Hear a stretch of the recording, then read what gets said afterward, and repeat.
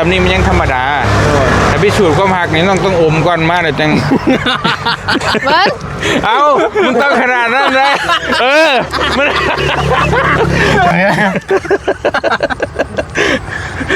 โอ้เขาเห็นขึ้นไงวะก็ได้เลยมันพิสูจน์ความหักแล้วพ่อนั่นเนี่ยกับว้าวโอ้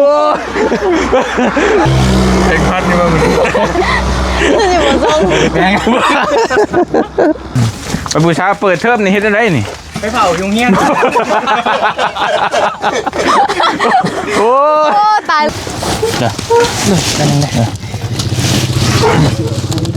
หนึ่งสองสามเนี่ยมันเดือดหนึ่งเดี๋ยวหนึ่งสองโดยบุญนี่จะบ่มีเงินที่จะนอกแม่นบ่อ๋อไม่ไปเก็บผักที่เรียกว่านี่เบิดมือจนค่ำมาได้ชามมาน้อยเดียวโอ้มันบ่พอว่าตามถูกได้ลูกบ่แม่นเราใส่ลูกได้บ่เป็นหยังแล้วจะได้เงินไปเฮ็ดหยังก็ว่าไปหาเงินมาไว้ใส่บาทไปเฮ็ดบุญวันนี่สิฮอดได้เด้จะได้เงินไปมาซื้อเฮ็ดอันห่อข้าวห่อน้ำมาใส่บาทเนาะเจ้าจะได้เท่าไหร่เจ้าบ่จักได้เท่าไหร่ก็เอาเท่าไหร่แล้วมันพอใส่บาทหนึ่งอยู่ดีมีแห้งลูกเอ้ยร่ำรวยเด้อ4เอา5เลย5แสนโดยโดยดีมีแห้งเด้อลูกเด้อโดยสาธุให้เจ็บให้ไข้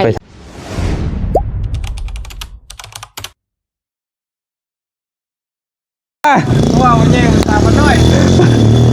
เอ็ด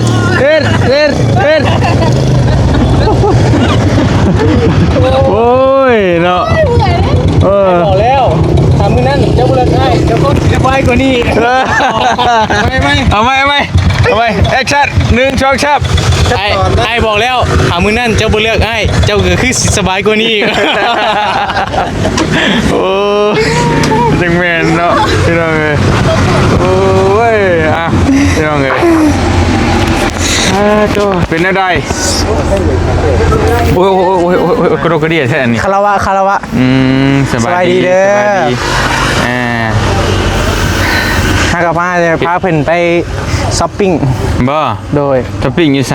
ดีมาร์ทบ้านเฮาบ่โดยโอ้ดีมาร์ททั้งนี้ก็มีบ่มีป่าแล้วนี่ดิช้อปปิ้งอยู่ป่าวะนั่นทั่วเด้อดีๆเด้อพี่กะเฮียนยังบ่จบเด้อพี่เอ้ยเพราะกับ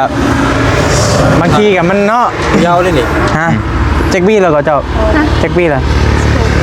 16บ่ยังบ่ได้วิทย์เด้16ก็ต้องบวกอายุแต่ว่าโทษก็สิเบาแน่กว่าต่ำกว่า15เด้ถ้าต่ำกว่า15นี่โทษหนักแฮงแม่นบ่16 17ขึ้นโทษเบาผ่อนพันกันได้เนาะน้ำมันน่ะสิพี่น้ำได้ไหมเจ้าบ่ต้องบอกกับย่าบ่เรียบร้อยนี่ยังเลยพอจะมามีแบ็คใหญ่ป่ะพอเป็นแบ็คไทยโอเคพี่น้องเนาะมื้อนี้ก็บ่เตียงมาเยี่ยมยามถามข่าวทั้งน้องเพิ่นโดยพี่น้องก็สิมีเรื่องรบกวนมื้อนี้ก็บ่แม่นยิ้วรถติบ่รถไหนแล้วบ่อยู่ดอกมีแต่ลากเอาคันมันตายก็ได้คือว่าบรรดาผู้ใหญ่เพิ่นให้ซื้อข้าวมาให้ชื่อไผเพิ่นว่าชื่อหยังเพื่อนอยู่ข้างหลังโอ้ยายข้างหลังอ่ะโดยโอ้ว่านี่ต้องเอาซื้อไปให้ฮะมันจะแม่นล่ะวะแม่นว่านี่เขาก็ซื้อไปให้กระสอบนึงนั่นแหละก็สิมาสุกเชลล์ไปโอเคเพราะว่ามันลดเข่าบ่ได้เลยเข่ามีแล้วบ่มีแล้วซื้อมาอยู่เดี๋ยวเฮาไปเอาล้อมาโดยเอาตอนนี้เลยบ่เอาตอนนี้เลยจะมันค่ำเลยโดยจะไปเอาไปจัดมาดูล้อให้ได้เจ้านี่ลมครับเอาไปเบิ่งนี่ก่อนก็ได้ไปจักหน่อยมาเห็นว่าก็เด้เนาะโอ้ยพี่น้องเอ้ยยังทันได้ใหญ่ซื้อขนมได้มาฝากเลี้ยงเอาขอบใจได้จากไว้เนี่ยอยากได้ยาวเลยกินเบิดอะไรยาวน่ะอยากแต่กระหม่อมไปเพิ่นก้อนนะแกจังเพิ่นแบ่งกันว่ากันนะคล้ายๆคือยาคู่เด้เอาใส่บาทแล้วเพิ่นจะให้คืนก็ได้ ถึงว่าจะฟัน เอาซะ เอาซะ เด้มีนม จักน้ำเสพได้พี่น้องเลยโคตรดีๆจักกิ่งน้ำเสพก็ได้โธ่ ไว้แล้วเห็นร้อน เนาะ มุงมือเดียว จวดจ้าดเลยของแท้ของแท้ กับก็ขืนไม่ชนะมือเดียวไว้แล้วตัว ผู้ใหญ่ทั้งได้สวย พี่ บะบี้บ่บะบี้เนาะธรรมดาเด้ ตัวนิชามือก็อยู่ข้างหลังเลยตัวงามเลย หอมเนี่ยเงา พอบอก แบบบะบี้เฮ็ดหันค่าให้ผู้สาวอีกเนาะแล้วบ่เลยบะบี้ กาเรื่อยๆฮะแต่ว่าตอนนี้กาเมนที่เป็นมือกาอันแอมนี่คือเราจะก็มานี่หน่อยนึงกาเบิ่งเงินได้เท่าไรกาจังหวะไม่ งบเท่าไหร่บ่เท่าไหร่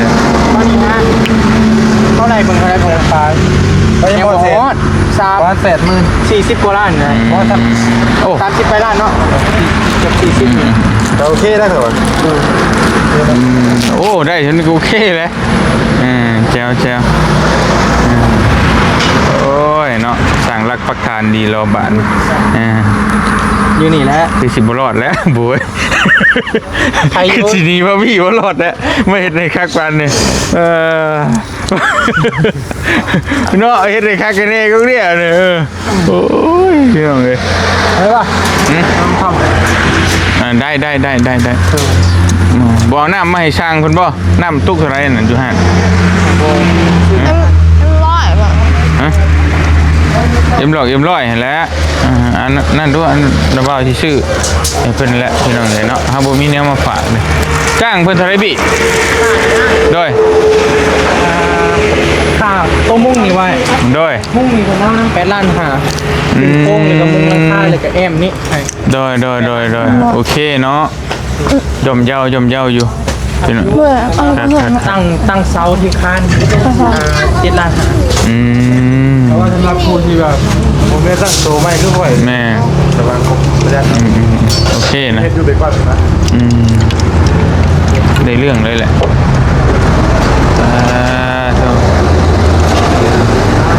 เอาบ่มีหยังมาฝากช่างเลย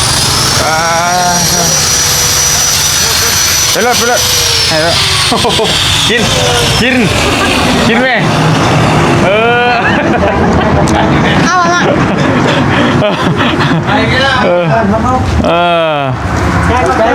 โ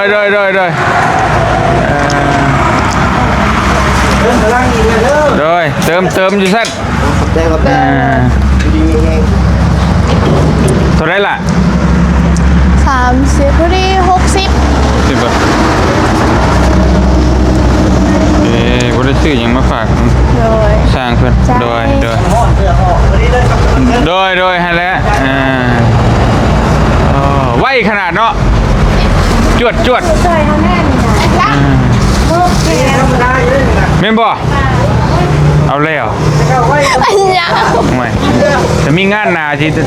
เอิ้นหาใส่ได้ซั่นน่ะโอ้คักร้อยดีพี่น้องเนาะจวดจัดปานว่าช่างอันน่ะเฮ็ดเฮือนน้องพรเอารถอันนั้นก็ไวนั่นก็ได้โอ้ยว่าอยู่สวรรค์คือผู้แนวนี้แน่ปานนี้นิมิตเอาพี่น้องเอ้ยบ่ฮอด10มื้อแล้วเฮือนหลังนึงนี่เจอแล้วอยู่สวรรค์เฮาก็มีแล้วพี่น้องเอ้ยเนาะมันก็งามพร้อมน่ะคักได้เรื่องไปจะเติมพลังก่อนไปเฮายังมันค่ำน่ะยังมันมืดพี่น้องเนาะอันนี้บ่อันสุกกับน้องโบหมู่บ้านโอ้ยพี่น้องเนาะ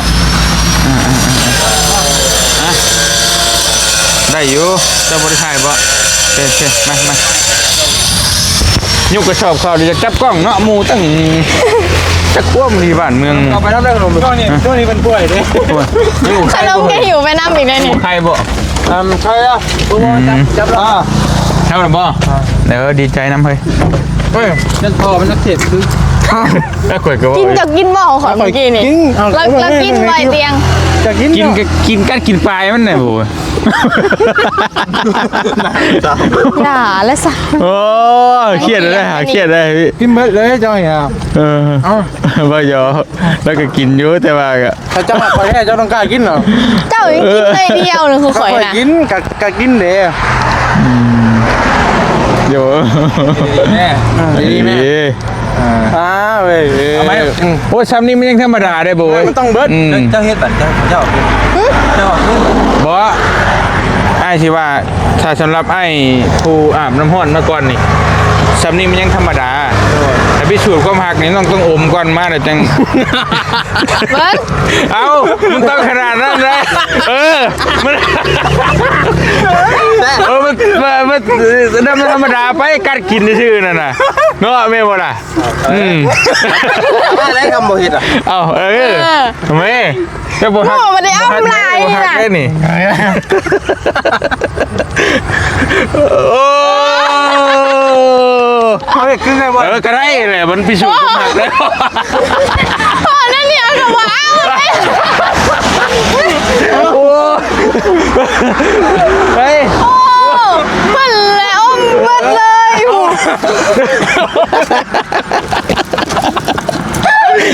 โอ้ โอ้เลยเดียวหนึ่ง เอาเรากินน้ำพอเดี๋ยวเพลงพัดนี่ว่ามัน อยู่บนส้ม เอาโอ้พิสูจน์หักแค่ได้เหรอ นั่นแหละ นี่เป็นยาวน อนจิ้วพึกอยู่ เหมือนป้อนไข่เขาพักควันเลยหามหักหามพวก คนเด้อล่ะไอ้บริเปงมา3 มื้อแล้ว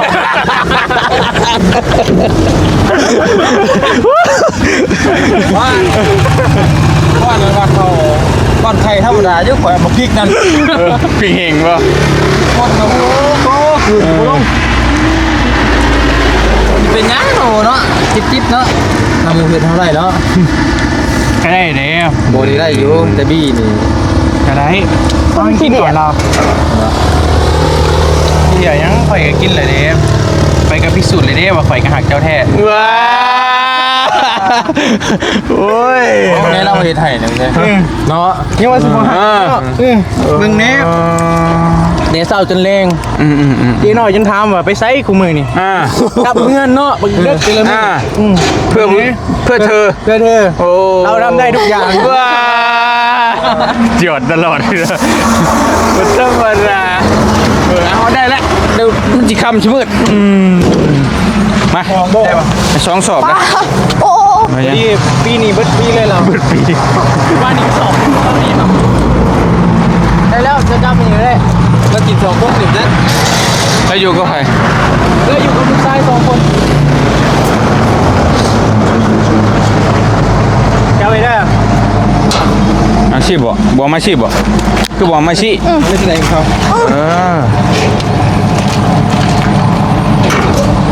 นั่นแหละเว้ยเนาะหมักแบบกระแทกว่ะ บอกเดี๋ยวจะไปดีดข้างผู้ชายคนเล่นกระเทย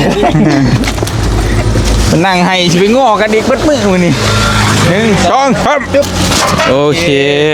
ยิ่งว่า พอแล้วเห็นว่ากัน แล้วขึ้นรถไป รีบ่ ไปยังให้เจ้าเมื่อย โอ้ ไปสัญญาว่าถึงว่าข่อยสิบ่รวยแต่ก็ข่อยสิเฮ็ดให้เจ้าสบายที่สุด ว้าวบ่ธรรมดาร้อยนับถือพี่น้องไงเนาะ อย่าเว้ยแม่นี่กูเงามา ของแท้โอ้ยพี่น้องไงเนาะ 2 มื้อแล้ว เบิดละเบียเบิดละ นี่แหละ โอ้สุดยอมรับสุดติ่งเลย เข้าก็100 โลเลยนี่นะ แมน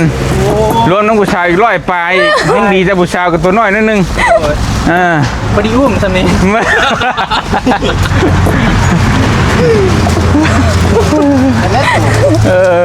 เฮ็ดเล่นว้าอายุไป ไปนี่แหละพี่น้องนี่เนาะไปบูชาเปิดเทอมนี่เฮ็ดได้นี่ ไปเผายุงเฮียน โอ้ โอ้ตายเลย เด้อาจารย์ยังบ่ให้บ่ จะเป็นแล้วเนาะ ไปเฝ้าอยู่เฮียนไว้สั่นพี่น้องเอ้ยมันเป็นทางโฮมเนาะเพราะว่ารถบ่เตียงเข้าบ่ได้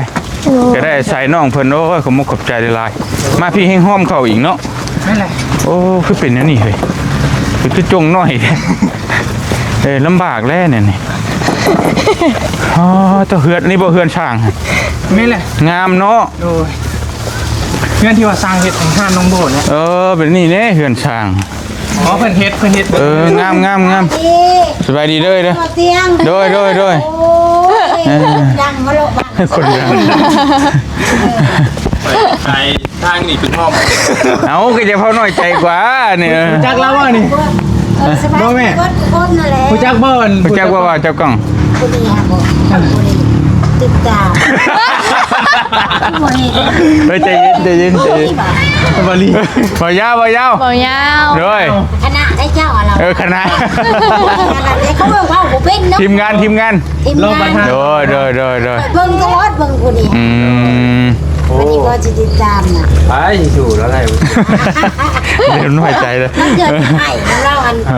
เอ้าเขาเจ้าพิษกันนะเด้ตอนอยู่ไซอันนี้เฮ็ดเดือนให้อันน้องนะเขาเป็นว่าโอ้ยเอ็ดบาปน้องเป้า โดยไปได้แล้วขอบใจเด้อบ่ยาวให้น้อยใจฮะหน่อยแล้วจะเจ็บไข้ได้อีก จะสิลืมเลย ที่นั่งอย่างเนาะโอ้เนาะขนาดเฮาก็แต่เป็นผู้ว่าก็บ่ได้เฮ็ดขนาดนี้เลยกับผู้สาวเนาะบ่ยาวบ่บี้นี่ลอยดิโอ้ยโอ้ย โอ้ยคอยล่มนี่เจ้าเด้อ สาวไงลังนู่นนี่โอ้ย โอ้ยอย่างนี้เนาะทำมากกับผมเห็นเนาะกับผมจะมาดูนี่กับ เนาะแม่นเฮาคิดว่าเพิ่นมีเงินมีคำเบิดได้แถวนี้ ยังกินเนาะโอ้ขักแล้ว เอาคักกระชอชักกับเรายังเราเก่งกินอยู่ปันแล้วจะให้กินน้ำ โอ้นี่เนาะมันยังมาได้ใช้เจ้าบ่เคยกินเขาเลย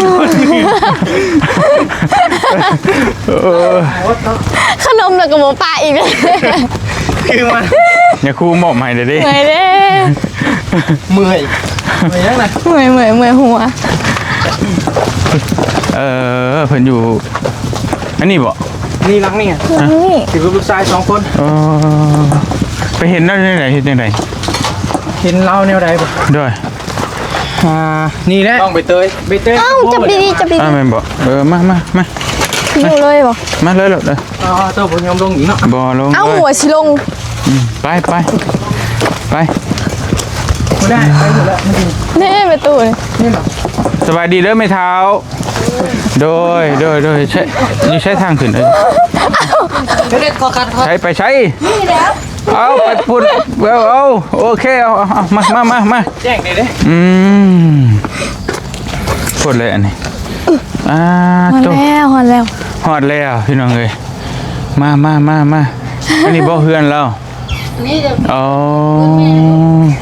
สวัสดีเด้อแม่เด้อโดยมื้อนี้เอาข้าวมาให้โดยได้ยินข่าวว่าบ่มีข้าวกินใช่บ่ ไม่มีนะลูก อ๋อมาพี่มาใกล้ๆเฮานี่ เขากินคำมันเลย บ่อยู่กับไผจะอยู่กับผู้ใด ลูกชายล่าแล้วมันทำตะกี้มันไปไทย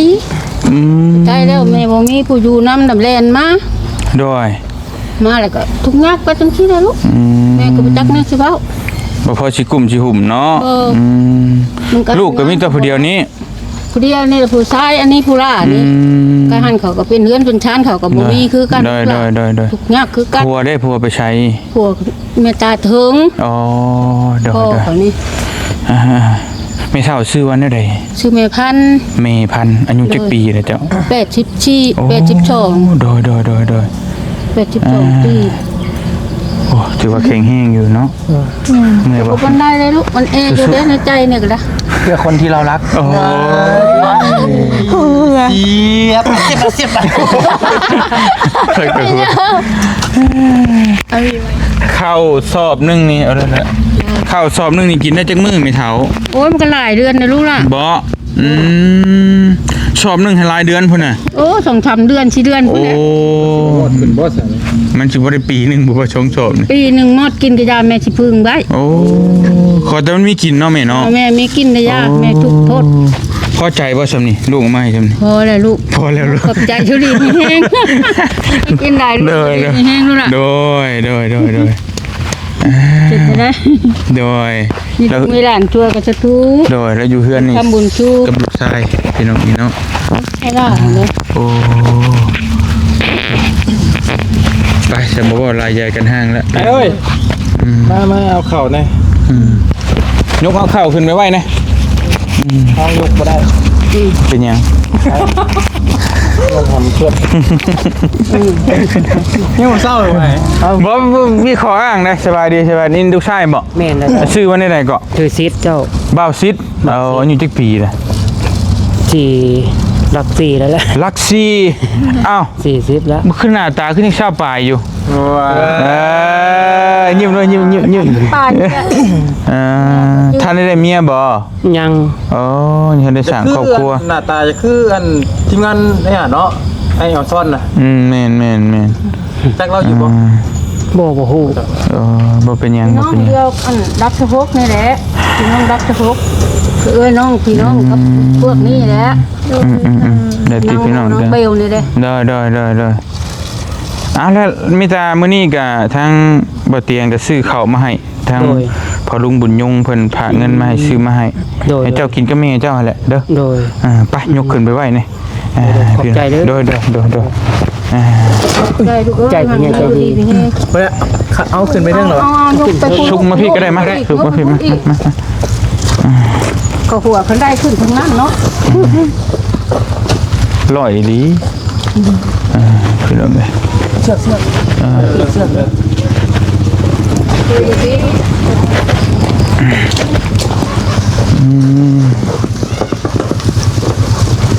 ด้อ โอ้ยบ่ว่าอะไรลูกเอ้ยพวกกินแม่เงินแม่ก็ได้ เจ้าขึ้นเทิงก็ได้เจ้าขึ้นหันอยู่เทิงคอยยกขึ้น เงินหักหัวแล้วก็มีเงินอยู่ตรงนี้ เจ้าขึ้นเทิงรถ ต้องให้ไว้ เดี๋ยวหนึ่งสองสามขาดเลย ได้เยอะโบจำเนี่ยยังมันเดือด ลูกจมไปเนาะ หนึ่งเดี๋ยวหนึ่งสองสามแรงเยอะขามปุ๊ดเลยนี่วะเฮ้ยยิง ครับ โอเคเอาพี่น้องเนาะถ้าไม่เท่าเขาเนี่ยไม่ยิง เห็นเลยท่านก็ได้เห็นบอกเตียง ฮะสบายดี โอ้ยอยากเห็นกระโดนแหละ บ่โอ้ยเนาะ กระโดนแล้วก็บริเวณจ้าคืออ่ะ โดยคือยี่บอกกันในโทรศัพท์ ตัวเดียว ตัวเดียว โอ้ตัวเดียวเลย ตัวเดียวเลย อ้า คือเก่า โอ้ใครอยู่เนี่ยใครอยู่ ตกใจเนาะ บอกว่าอยู่ รอคือเก่า โดยก็รอแล้วคนรอเนาะลูก โดยขอบใจเด้อแม่เด้อหัวใจฟูได้ไม่เท่าโยง เลย